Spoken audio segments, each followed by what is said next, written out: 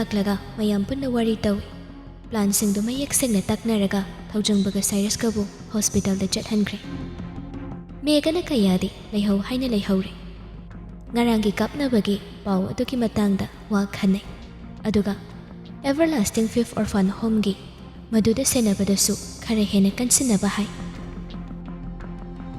kaya mana wari libada tangsidi pusinde adubu mana hospital da thengna khiba amadi ngarang kandaga cafe da phamina khiba mi adudi soidana mi amakhakta oigani haina tai ngarangi kapnaba amadi muktare gi matangda ngasigi newspaper singda hapliba pawgi maong adu pai pung taruk tagadawre tangsi hogat lamba yare khanbaga mathaududagi mikup khara khaido message thaduna wari tawi video call tawi adubu mama nabi laklaga wangang silakpaduda kaya screen dagi leithoi adubu tangshigi mamai urakpaduda amu khangyeng yenglakpani adubu call do fatkakhi kaya nokmi taw phone do nakal de thami aduga Cyrus call tawraga hospital gi wasu hangne asom room dagi SP do laklaga nakan gi table da phamliba DGP da haire sir everlasting fifth orphan home gi staff da masak khangdaba miyoi kharina threaten tawi haina home dagi co-founder tondon masa laklaga FIR mapan gen haire wari se sir singi marak dagi ama yauragadi nungai gani haina khali makoi gi home do da jingnaba leibadagi ꯑꯩꯈꯣꯏꯒꯤ personal ꯃꯤꯁꯨ ꯊꯥꯗꯣꯛꯇꯨꯅ ꯁꯦꯟꯅꯔꯤꯕꯅꯤ ꯋꯥꯔꯤ ꯑꯀꯨꯞꯄ ꯈꯔꯁꯨ ꯍꯪꯍꯧꯕꯅ ꯐꯔꯣꯏꯗ꯭ꯔꯥ sir ꯂꯩꯔꯤꯕ ꯃꯈꯣꯏ ꯃꯔꯤ ꯑꯃꯨꯛꯇꯪ ꯌꯦꯡꯅꯩ ꯃꯦꯒ DGP ꯀꯌꯥꯗ ꯑꯣꯟꯁꯤꯜꯂꯒ ꯍꯥꯏꯔꯛꯏ ꯀꯌꯥ ꯅꯪ ꯌꯥꯔꯤꯕ ꯃꯈꯩ ꯏꯟꯚꯦꯁꯇꯤꯒꯦꯠ ꯇꯧꯍꯧꯒꯦꯔꯥ ꯍꯣꯝꯁꯤꯗ ꯂꯩꯕ ꯀꯅꯥꯒꯨꯝꯕ ꯑꯃꯗꯤ ꯃꯨꯛꯇꯥꯔꯤꯒ ꯀꯥꯟꯇꯒ ꯃꯔꯤ ꯂꯩꯅꯔꯦ ꯈꯪꯂꯕꯅꯤꯅ ꯃꯈꯣꯏꯕꯨ ꯂꯦꯝꯅ ꯊꯥꯗꯣꯛꯄ ꯆꯨꯝꯗꯦ ꯀꯌꯥ ꯃꯀꯣꯛꯇꯨ ꯅꯥꯛ ꯌꯦꯠ ꯍꯥꯏꯔꯒ ꯃꯗꯨ ꯑꯣꯏꯅ ꯇꯧꯕ ꯆꯨꯝꯃꯤ मोइना खंबा पुलिस डिपार्टमेंट दगी सर अमगा ओइना वरी दु गुप्ना तौबियो अइंगोंदा कॉल कॉन्फ्रेंस बिरो अइ सोमदा तागे नाकोंगदे इयरफोन हापियो मोइना ngangbado अइ तागे अदुगा हाइनिंगबा लेरगसु अइ फोन दा दम हाइरके सर होइना हंबियो जॉइंट डायरेक्टर हौगतलगा चटख्रे वरी तौ हंगी अदुबु निंगथेनुना हाइरिबा वादुदा चुमलगदि कया वाखल अदुदा खल्ली करिगुंबा मुक्तारेगिसु यक्नबा लेरमलबा थ्रेटन दा मुक्तारेगा यानादबा मीना तौबा ओइरमगनी हाइना तंजा अदुदा थौजंगबा साइरसना तहा रूम अदुदा चंगलकपदु DGP IGP कया साइरस दा पुलप ऑनसिलै साइरस माना पुरकपा पोतो सत लौथोक्तुना उतली पाइखत्तुना येंगै अदुबु क्लास अदुगी मपांदा करिशो ममिंगना चिंगबा करिमता थादे फमलंबदगी फुक हौगत्तुना लैबोरेटरी रूम अदुदा लाक्लगा लैरिबा एक्सपर्ट सिंग अदुदा पिसिंदुना येंगहल्ली कुइदे रिजल्ट खंगबगा एक्सपर्ट तो सेट हाइरे ड्रग न सोखलबा पंगथहंदुना ज्ञान मांगबा और ड्रग तुना ओहिनबा थवंग सिंग अदबु हिल तौनबा हक्चांग फहनबा अकनबा ड्रग अमगी एंटीडोट ने हाना मुक्तु उखिद्रि but yes it's an antidote report तो पाइदुना लाक्लगा ऑफिस दा फामी IGP ना हाइरे सोइद्रि किशोरबु हातनबा होनबदा सिजिनरबा ड्रग तो मसक खंगदबा compound ngakdani drug tu makhoi gi tongana sembu oigadaurini adumakna makhoi masana antidote su saribani Cyrus na set haire DGP sir na chatlaga Dr. Kanta bulimna lokhat biru maduna su phajagani Kanta hospital amada hojik duty tawriba doctor amani mabu hekta nampu hapu da tawbado khara professional oiba watkani aduna DGP sir na hospital gi mapu duga sunaraga wari phajana tawramlaga कांतबु लौखत्बिरो वादुगी चपचाबा plan खरा idea खरा नैनरगा DGP IGP हौगतुना थोखि पुंगाइमुकी मतों कांतबु लौखतुना पुरै कांता वा nganगदे मुक्तारैना माबु मराल कया पिसिंदुना थंबिरमले हाइबा खंगबना महाक लेमना लाई अदुबु मासु मुक्तारैदा सिंगनादुना लाक्लिबनी मागी मराल लैते हाइबकी वारी पुंबा पुलिस स्टेशन दा मकोक्तगी लीरगा मुक्तारैगी माना खंगबा वारी पुंबा कोथोकलगा हाइरगे खन मा मिनोकमगा स्टेशन दा मसाना याना लाई अदुबु SP गी रूम मदुदा निंगथीनु फमदुना लेरंबदुदा अनीदो तिंगक मंगकनना येंगनै निंगथीनु मिपाइना कांतदा येंगले मित्येंगी वाहंग कया अमगा अदुबु कांतदि कनाबुसु कनखटलरोय खल्लब्रा निंगथीनु दसु मिकुप अनीदगी हेन येंगलमदा maithongdu iting tingna DGP gi matung induna changki. Ningthinu wahangtana thallaba miyengna kantada yengduna leihawi. DGP gi room du hek yaubaga mayam phamduna leiramliba marak aduda magi patient oina yenglamba Cyrus yaurambadu ubada kanta sonthaba minu kama leitengi. Kanta mana nena tana phamthabaga mikup ahum mari di tumina leiki. Achikpadu mayayda phamliba nupaduna thugaire. Kaya kantada ihan hanba wahang hangli. Dear doctor, ita boy kanano. Kanta su wahang adugi paukhumdu mayek singna pirage khana lakbani. Maithongda yamna ingba minu kama leite machindu kanglei. SP magi personal kharaga Everlasting Fifth Orphan Home da yokshinaba thoglei. Station adudagi thoglaklaga ningthinu tondonda onsenduna hairi. Ichi hanbiramu ai office phawbada yaurukigi. Aduga ai nongmani nigi lipi salamgi. Tondondi thajaduna khumlei. Hoi aduna kuirakanuko. Aduga ichi di nang chathokhaningde nebema. Chattaba yadabadudi chathourodubu. Tondondi police ki gari aduda yauraga chatki. Ningthinu masadu pakhatpana khawang yumsilai. Kantana police station da changkhibadu ubadagi magi mi hulgi khongjel su mathong khangkhidrabani. Ningthinu gari du thuna thaudoklaga Manuelo da lai. Aduba yumgi security aduna Tangshidi hospital da leikhi hairaklabada Care hospital da lakbani. Gari du park toramlaga counter da Tangshigi room hanglaga khongthang du tafing thanglai. Adubu room du da hek changbasu ngamdi. Thongjilladуда tokfam khangda leptuna lei. Tanja adudani manungdagi thongdu hangdorakpadu. Thongjinduda mi leptuna leirambaduda Tangshi tingak nupidubu yengduna haire. Kana Ningthinu aphinga bhai oina mamaidu leithokduna yenglei. Mitmangda leplare. Magi punsina amambagi komasida putharaba mikup asida. Magi awaba kokhanba ngamgani khalliba. Magi manakta.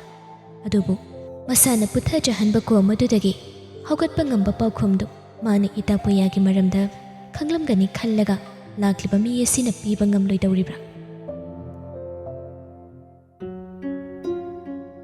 Numidangi pung 11 hele phone du ring khinglakpadu. Wakhalda phambangna leiramba Tangshi kolgi ringtone aduda mamaidu leishinduna yenglei. Kayagini call du paikhatpagi mahutta mitlu pirang ihauna screen aduda yengduna lei. Call du tatkre aduga amukshu lai. Tangsi mapidu nanthoklaga phone du lauraga paikhali. Asomdagi wangang lagte masu tumina lei. Achikpadu nupa mana thugaiduna nungsina kaurei. Nangse Tangshi khumde mitluda palliba pirangdu khajaida marik tare. Khuma uhaibagom amukasu hanjina kaurei. Siri ba khonjeladuna khummi masu. Tai nupadusu khonjel siri tauna hairi. Aiga nanga sanagadaba wari mayam ama lei. Parkta lei nang thoglagera. Natraga phone dum sasira. Aisu nanga sagadaba wari mayam ama lei haiba natra. Nangna aigi wadu hangdrisa kaigin. Nupado mikup ani tumina lei aduga. Ai ngairi. Nangna haiba waluina tanaba. Ai ngairi tangsi.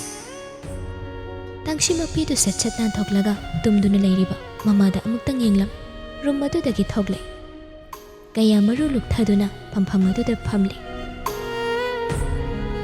Mi panglang badi oide aduba midi aduma akoibaduda chathok chasin tauri. Tangshi tapli changsen nupadugi mamangda lepe. Kaya mamaido haigatuna yenglei. Mitlu ichot-chotna mabu yenglakliba nupi adubu nungshina mikup ani yenglam. Khudang du pairaga chungsilaga phamthahalli. Kaya sor ama hondoktuna machindu kangge tawbaga Tangshina mapidu taithokduna corridor romda yenglaklaga makhurana miga wari tawdun leiribadu urakbada panthade nupadugi khudangdu tappai maphamadudagi puthore. Kaya Tangshibu yengduna kaidawragi nangbo phamsida phajana phamsairaga sumle pidi kaigino pisumdu sukna khumi khoi ka leibadu nangdi kamta uramai. Kaya mai leiduna yenglaga amuk leishinduna hai hayeng phajana sanarase kakana uragadi fajadi phajana chango tum thawro chal. Tangshi mapi ira ihawna mabu yengladuna lebli. Mataw aduda kaya Tangshi ki khudangdo pairaga hospital tamna taplap chingba hawi. Adubu Tangshi phingna makhutu sat kantharaga peri peri haire. Aina wangang batagani hairaga aina wari saramdaida. Ai basum namondagi chalo haina tan. Nangna ika haying wari saching. Aina ngasi sikrati kamay taw. Nang say mondo warawaraga tum lehawdaw natra. Tangsi kapladuna wado makhatay. Kaya ay wangangi.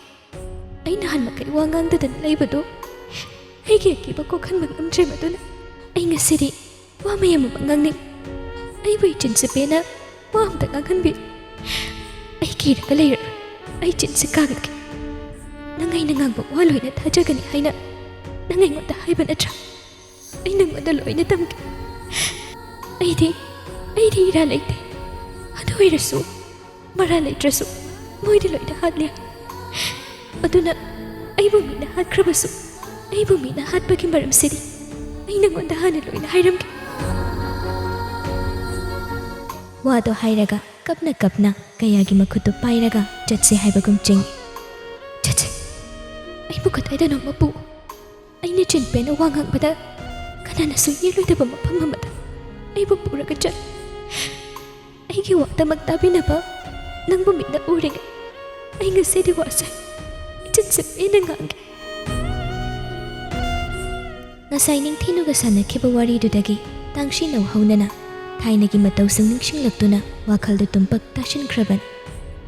Adubu ning thinu na kapladuna Muktaraygi matawsang hayrambaduda Tangshi na maral laytrabasu Muktaray na makhanglamlabadi mabu hatkani hayna matomdo wakhal hinjina khanbagi hawnabi wakhalladuda mangduna akibana yumsinduna kappi.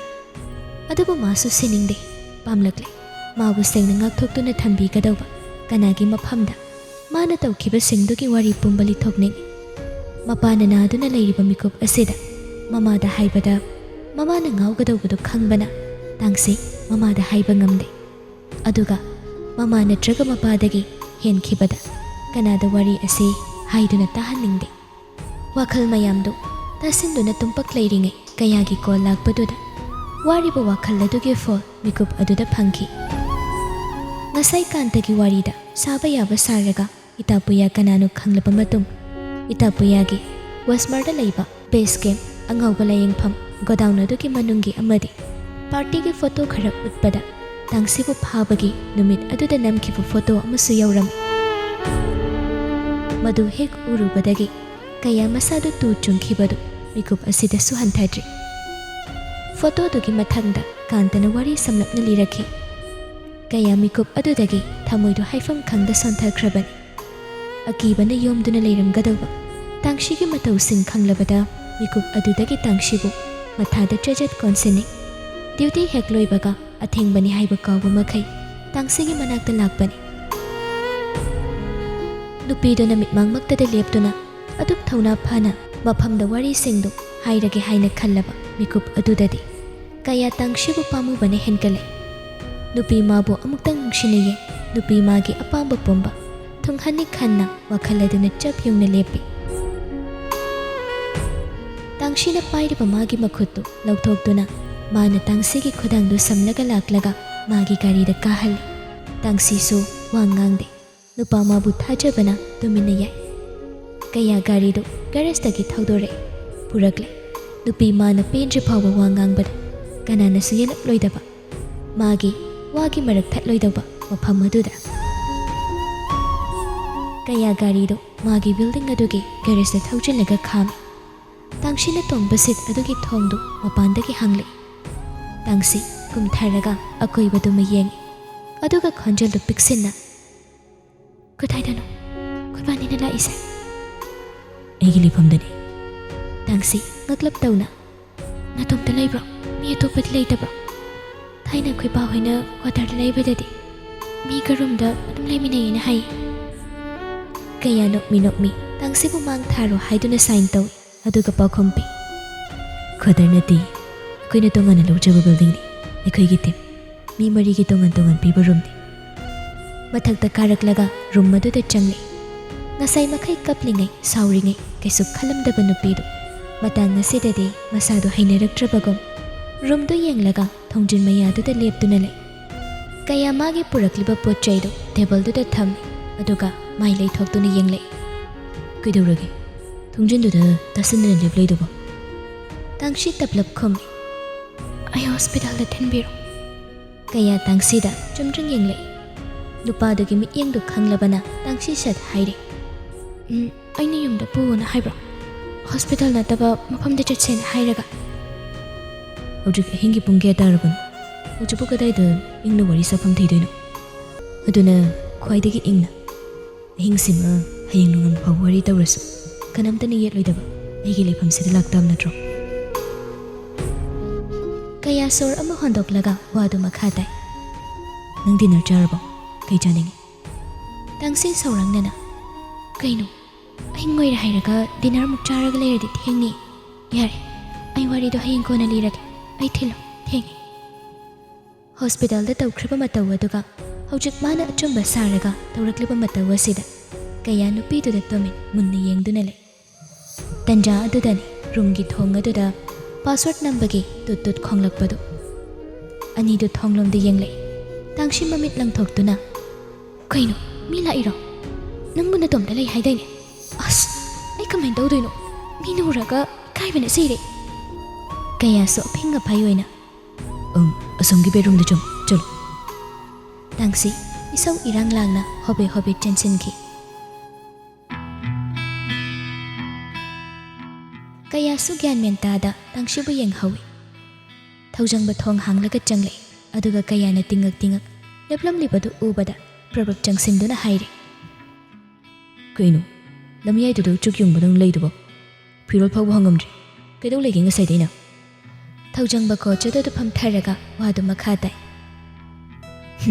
nungai hore somdadi aina su ngarang du pirna du wari phajana saraga number du block piri adagi di hojik thaba kalakpada Cyrus ki room amang da leiram adudaidi moibani lanta huraban aisu na kong mensilaga khangba yabadi khangamaban adubu amana su thaujangba amana su da thaujangba haidana koi ngangang ne moi matai manau khatnaraga ai ming pakpaktan ngangna hawe ai lengam da chelaban nangi sida ngasi dei tumtar adu yaroida kadu yaroida ba nawalodi nang kai dorige kaya pisum sukna aigi door password ka se nangona kanan haige thaujang banu paduda ngaklap yengduna nangna hairi tudi koinu ngasika gleke haibero nangna yamna frustrated ko irisa he chin thiragani nangi phamung daga tumina se hairoye ko chidane ai domna tumjagi aiga tuminaradi ijat mangni khalibra kaino thaujang bangang ngangdana hipthai kaya matha sana makok to honi nadi mi khatnari do khamdo ki di khandudana nang changlei se kaigino ba chalo amda khamu choba nungai temi wo aidi ngamdrabado nang chalage khamdoro nangi pharakuta sidiba thaujangba amta chalomi Cyrus tu matha sabdo loiramani ba thaujangba hiplambadagi fok haugatuna sagi sasanu kaino masan tawjabani masa na maini handle tu jasani kandi ai tumgi blanket amda waige wadu hairaga bedroom adomda chatpa hawi kaya nang haurarai matagom haurapna thaujangba tingak yengle koinu dom kan loidubo manga kangidubo irujadribo natraga yuga thaurabo oi nupi enjina bada ngairi yuga thauno ko amukundo piramsani peragi party ni ko noi sawe party do lawai se ngasai di chik ibani nei de ekto chongkhalaga phoidare emi beragi nupi ni da madui chonga thijabido